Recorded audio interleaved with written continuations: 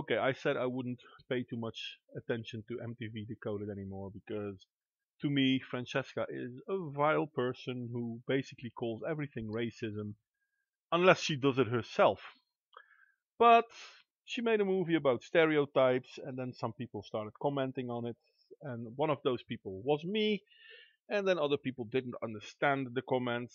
I assume they didn't understand the comments. They might have willfully chosen not to understand the comments, but let's assume they didn't do it on purpose. And I find that typing does not give me enough room to make a point or to make my point clearly. Therefore, I thought, you know what? I know how to edit a movie, barely, but still, somewhat. So let's edit a movie, barely, and see if people will respond. I know, I won't be holding my breath or anything, but hey, gives me something to do, keeps me off the street. Thank you, Francesca. Okay, so to begin with, let's find out what a stereotype is. And simplypsychology.org says the following: a stereotype is a fixed, overgeneralized belief about a particular group or class of people. This was coined by Cardwell in 1996, but I'm pretty sure that before that people had ideas of it as well. For example, a Hells Angel biker dresses in leather. And this is an example from the same page. Well, one advantage of a stereotype is that it enables us to respond rapidly to the situation because we may have had similar experiences before. One disadvantage is that it makes us ignore differences between individuals. Therefore, we think things about people that might not be true. In event, make generalizations. So basically, a generalization in a way can be an assumption, but it's an assumption based on something. Okay, to use the use of stereotypes is a major way in which we simplify our social world. It's to make it easier for ourselves. We reduce the amount of processing or thinking we have to do when we meet a new person. It doesn't say a lot about this person. We're already filling in some things we think about that person. Is this a good way of dealing with it? Well, not really, but it's not that bad either. It can be very useful, but it can also be disadvantaged for all of us, the ones that being stereotyped, but also the ones that makes the stereotypes. Actually, I think the saying is, if you assume, you make an ass of you and me. And stereotyping is assuming. Where does it differ from assuming? Well, a stereotype is an assumption based on previous experience. So you might think you know someone because you met someone like that person, and therefore you fill it in. Therefore, you must have met someone like that person. For something to be an accepted stereotype, it does have to fill, how do you call it, a predetermined amount of recognition. So how do stereotypes start? Because they fill a niche and they make sense. So are we against stereotypes? Well, we have to be careful when we use them. But I mean, for example, the stereotype that all bikers wear leather is not that weird a stereotype because a lot of bikers wear leather. Anyway, let's continue with Francesca. We really need to talk about how black women are portrayed in pop culture. Cut. Great, but let's get it sassier. Really? Perfect. Yep, we need to talk how black women are portrayed in popular media. Not how they are being portrayed, no, how they are being portrayed in popular media. So, not the real world. But, yeah, continue. And, yeah, Francesca, your sassy face is scary. From the sassy black friend to the sexy prostitute on the wrong side of the tracks to the overly helpful house cleaner, black women are so very often stereotyped in pop culture. But these stereotypes are more than lazy writing, they have long histories. So maybe we should just get fucking rid of them. And here we have the first proof that Francesca has no idea what a stereotype is. It's not something you get rid of by deciding not to use them anymore. You want to get rid of a stereotype? Stop being a stereotype. And unfortunately, Francesca, you are a stereotype. So, let's continue. Meet the Jezebel. She's sexual, she's aggressive, she just wants it all the time. You know what I mean. And considering we live in such a hypersexual world, the Jezebel must be a new thing, right? Not even close. When Europeans first traveled to Africa in the 17th century, they were shocked that African dress exposed so much skin, totally ignoring the fact that it's way hotter in Africa than in Europe. Why don't you have 17 skirts on? The horny European explorers then assumed African women were sexually lewd animals trying to seduce them, and thus, the Jezebel stereotype was born. And in 19th century America, the long-running stereotype of African women with large sexual appetites was often used by slave owners to justify rape. In fact, it was argued that it wasn't possible to rape a black woman because of that fabled sexual appetite. Cut to the Jim Crow South, and everyday items like ashtrays, postcards, and drinking glasses depicted over-sexualized images of black women and girls, reinforcing this dangerous stereotype. And it was dangerous. During that time, black women were regularly assaulted by white men, and they rarely faced criminal charges. And while this stereotype has persisted throughout TV and film history, today you can usually find the Jezebel archetype in music videos and all over reality TV. It also pops up in the policing of black women's bodies and sexuality. Just ask Rihanna, or Nicki, or Beyonce. But remember, too much sexuality can be threatening. So... Okay, there's too much for me to answer right now. Did slave traders see black women as lewd? Probably. I wasn't there. I can't tell. Did black women behave lewd? I don't know. I wasn't there. Is it fair to assume that they did? No, it is not. Therefore, I won't. The whole word Jezebel has nothing to do with black women, though. The word itself is way, way, way older than America or any European country. After all, it used to be a Hebrew name, and it was given to certain people, which we now call Jezebels. So, yeah, even the Bible started about this. I'm sorry, Franchesca, you're not quite accurate on that one. And in all fairness, did rape happen? Yes, it was atrocious. It should not be condoned, and nowadays we don't condone it, so that's good. But back in the days, people were idiots. Yes, shit happened. But the picture you're showing is not a lewd image. I mean, sorry, not where I come from. But what I find even more amazing is how you claim popular entertainment is using these images, these stereotypes, and it is a negative thing. And then you come with pop stars that dress scantily clad sexily to entice people to look at them. Is this a problem for me? No, it is not. I don't care. They can dress the fuck they want. But how can you claim that it's a stereotype when it's done in a television show or whatever, and it needs to be stopped, and then talk about pop stars who are doing it? This is a very big double standard on you. I'm sorry, Francesca, but this alone invalidates your argument. You are talking about how a certain stereotype should not be used, and then you display women who are using the stereotype to make money. All the power to them, I don't mind, but don't you recognize this? Are you really this dishonest? Meet the Mammy.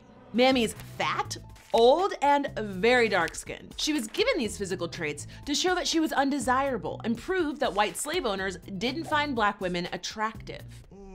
The Mammy lived on through Jim Crow to imply that black women were only fit to be domestic workers. We began to see the Mammy characters everywhere, from books and movies to advertising, like Aunt Jemima. And if you think this stereotype doesn't still have power in media, the first black woman to win an Academy Award for acting was Hattie McDaniel, playing a slave-era Mammy in Gone with the Wind. 70 plus years later, the incredibly talented Octavia Spencer won an Oscar for playing a 1950s style mammy in The Help. So black women are either seductresses or non-sexual happy workers.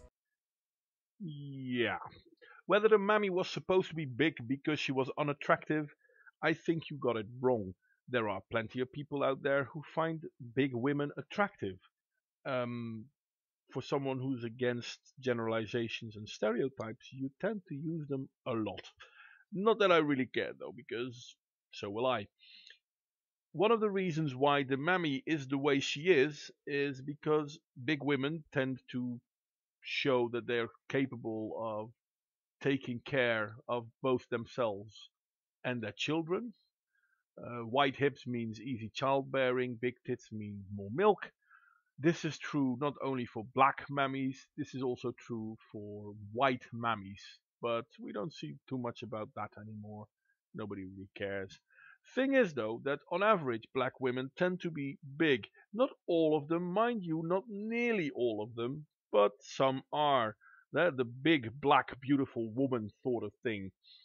And I will drop in a few pictures of big black women that could easily be seen as mammies, but are way more than just big black women. I'm really breaking my tongue on this one. The thing is, when you start, trying to make a stereotype reality, you are forgetting that there is such a thing as reality. You should look into reality from time to time, Francesca. But it won't suit your narrative, I have to warn you. So what else is there? Meet the headstrong black woman. She's loud, she's sassy, and she doesn't take anybody's shit. Let's skip straight to the root of this pop culture stereotype. Amos and Andy. In the 1930s, this popular radio show took the world by storm. While the two main characters were supposed to be black, they were actually voiced by white men, and the entire appeal of the show was the mockery of black behavior and dialect. As if that wasn't offensive enough, the duo were joined by Kingfish, their con artist friend, and his domineering, aggressive, and emasculating nagging wife, Sapphire, the prototypical headstrong black woman. Amos and Andy later became a TV show, which was eventually protested by the NAACP, but the damage was already done. The show popularized racial caricatures of black people. Here, Americans learned that black people were comical, not as actors, but as a race. Following the success of Amos and Andy, sitcoms in the 60s, 70s, 80s, and 90s copied this portrayal of black women and wives. From the Jeffersons to Martin, black women were often shown as naggy and always having a sassy comeback to any challenge. Fast forward to the 90s, the headstrong black woman becomes the sassy black friend, with characters like Dion in Clueless or Nurse Laverne Roberts in Scrubs, and basically every reality show about black women. Spoiler alert, reality TV isn't reality. Popular media often relegates black women to the one-dimensional sidekick with lots of sass and endless one-liners, but little personality. Yeah, you're giving a decent explanation of where the sassy black woman comes from. But you're oversimplifying it. I mean, a lot of these sassy characters do have more depth than you give them credit for. And one of the biggest examples I am actually missing, and one of those examples you actually hinted at the beginning of your own movie, is you. You are a stereotype, Francesca. Or at least you're playing a stereotype because if you not really are the sassy black woman, you're doing a good job playing her. Do you not recognize this? Do you not recognize how you yourself are filling a niche? A niche that you want to have taken away. Do I mind stereotypes? No. They are just that, stereotypes. If you think that a stereotype describes how a person is, then you're assuming. You, Francesca, are assuming. But the worst part is you're trying to get away from stereotypes, or rather get the stereotypes away from you, yet you are fulfilling a stereotype. Damn! As much as we try to deny it, media plays a major part in how we view the world around us and promotes a general sense of self. When 70% of black women say that they fear their coworkers perceiving them as the sassy black woman and then attempt to change their personalities to fit in, don't you think it's time to retire this stereotype? No, it is not. If you are afraid that people will see you as a stereotype, develop some personality. I mean, yes, some people will still see you as a stereotype. Some people still see me as a stereotype, but they don't know me and I don't care. But the people who do know me see beyond that because they know me. This is the difference between knowing someone and generalizing about them. I don't know you, therefore I don't care about you, and I don't have to have an in-depth visual of who you are as a person. My colleagues, I know. Do I like them? That's personal. It's based on who they are, not whose stereotype they might appear to be close to. So if there are 70% of black women who have a problem with the sassy stereotype because they are afraid that their co-workers will see them as sassy black stereotypical women, then they lack personality. And you yourself said, well, the stereotypes don't have personality.